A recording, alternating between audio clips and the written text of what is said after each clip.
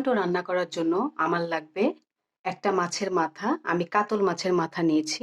এখানে রুই মাছের মাথা নিলেও হবে, কাতল মাছের মাথা নিলেও হবে। আর হচ্ছে নিয়েছি মুগ ডাল 250 গ্রাম, আর আদা বাটা, রসুন বাটা, ধনিয়া বাটা, আর হচ্ছে জিরা বাটা। এগুলো আমার লাগবে। আর যে মশলা লাগবে সেটা আমি রান্না করার সময় দেখিয়ে দিচ্ছি। আমি প্রথমে মুগ ডালটা ভেজে নেব হালকা করে। তার জন্য একটা কড়াই বসিয়ে দিয়েছি।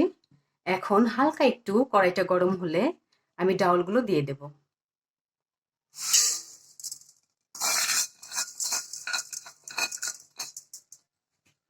তারপর ডাউলটা অনবরত নাড়তে হবে। আমি এটা মিডিয়াম আঁচে ভেজে নেব।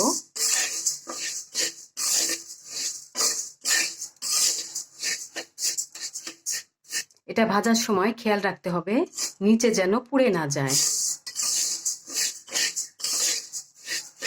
আর এটা বেশি ভাজতে হবে না, হালকা একটু ভেজে নিলেই হবে। ডাউলটা ভাজা হয়ে গেছে, 2 মিনিটের মতো লাগলো আমার ভাজতে। হালকা একটু কালার চলে এসেছে। এখন আমি এটা নামিয়ে নেব। ভাজা ডাউলটা আমি এখন পানিতে ভিজিয়ে রাখবো। 5-6 মিনিট ভিজিয়ে রাখবো। 5-6 মিনিট ডালটা ভিজিয়ে রাখার পর আমি ভালোভাবে ধুয়ে নিয়েছি। এখন আমি এটা সিদ্ধ করতে বসিয়ে দিয়েছি। এখানে ডাউলের ভিতরে আমি 4 কাপ পরিমাণ পানি দিয়ে দিলাম।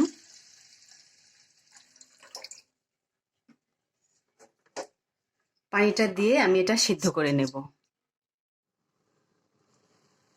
আমার ডাউলটা সিদ্ধ হয়ে গেছে।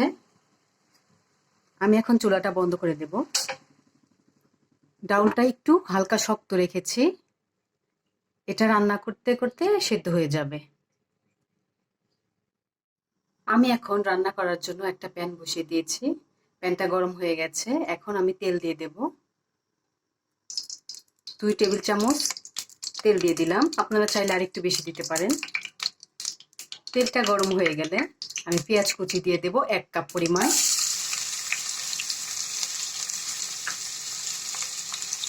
আর কয়েকটা কাঁচামরিচ দিয়ে দেব। আপনারা ঝালটা কমিয়ে বাড়িয়ে দিতে পারেন। এখন আমি পেঁয়াজটা একটু ভেজে নেব।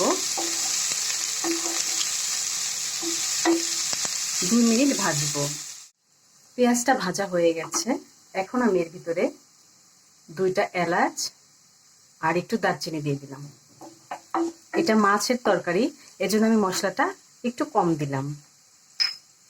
এখন আমি এটার ভিতরে একটু পানি দিয়ে দেব, যাতে করে মশলাটা পুড়ে না যায়।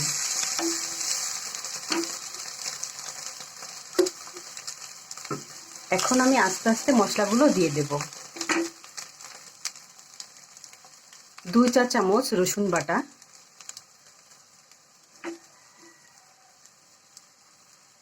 1 চা চামচ আদা বাটা। এখানে কিন্তু আদা বাটাটা কম দিতে হবে, কারণ এটা মাছের তরকারি। তাই আমি 1 চা চামচ আদা বাটা দিলাম।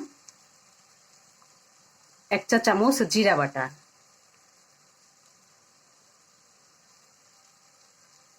2 চা চামচ ধনিয়া বাটা। আপনারা গুঁড়াও ব্যবহার করতে পারেন। 1 চা চামচ হলুদের গুঁড়া। এখন আমি দেব 2 চা চামচ মরিচের গুঁড়া, আর দেব স্বাদ মতো লবণ। আর বাটা মশলার পানিটা আমি দিয়ে দিলাম। দিয়ে আমি মশলাটা একটু কষিয়ে নেব। আর একটু পানি দিতে হবে। আর একটু পানি দেব, দিয়ে এটা আমি কষিয়ে নেব ভালো করে। মশলাটা কষানো হয়ে গেছে। এখন আমি এর ভিতরে মাছের মাথাটা দিয়ে দেব। আমি এটা ভালো করে ধুয়ে নিয়েছি আর এইভাবে কেটে নিয়েছি।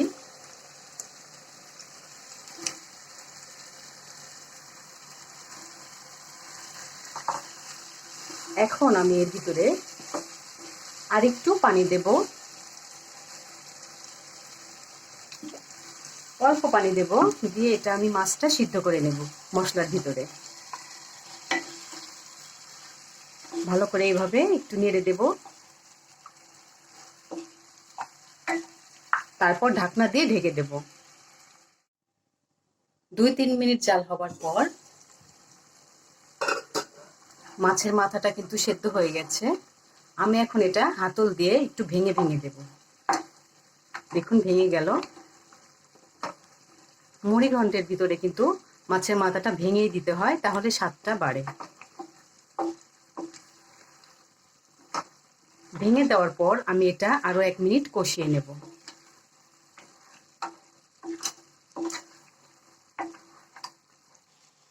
মাছটা কষানো হয়ে গেছে, এখন আমি সিদ্ধ ডাউলগুলো দিয়ে দেব।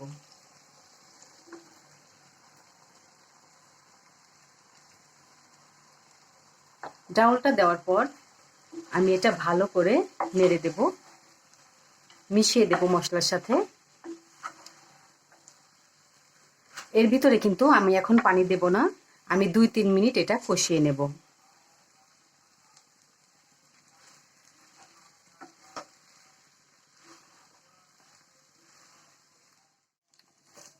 তিন মিনিট কষানোর পর আমার এটা কষানো হয়ে গেছে। ডাউলটা কিন্তু ভালোভাবে কষিয়ে নিতে হবে, অল্প কষালে কিন্তু টেস্টটা ভালো আসবে না।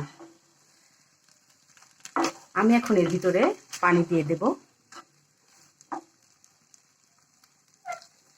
পানি দিয়ে দিলাম এখানে 4 কাপ পরিমাণ, আরো একটু লাগবে, আরো দিয়ে দিলাম 2 কাপ, 6 কাপ পানি দিয়ে দিলাম। এটা আমি কয়েক মিনিট ভালো করে জাল দিয়ে নেব।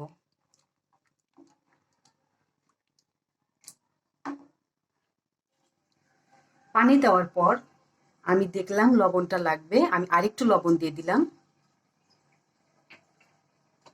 লবণ দেওয়ার পর এটা আমি হাই হিটে রান্না করে নেব কয়েক মিনিট।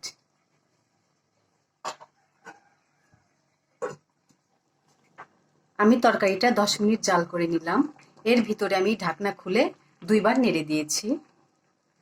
এখন আমি এর ভিতরে দেব ভাজা জিরার গুঁড়া 1 চা চামচ।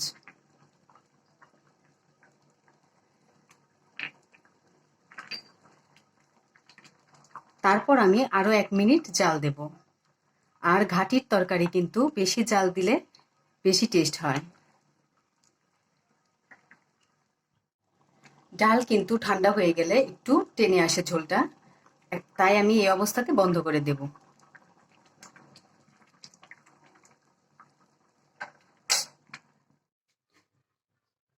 আমার মুড়ি ঘন্টটা কিন্তু হয়ে গেছে, আমি এখন পরিবেশন করব।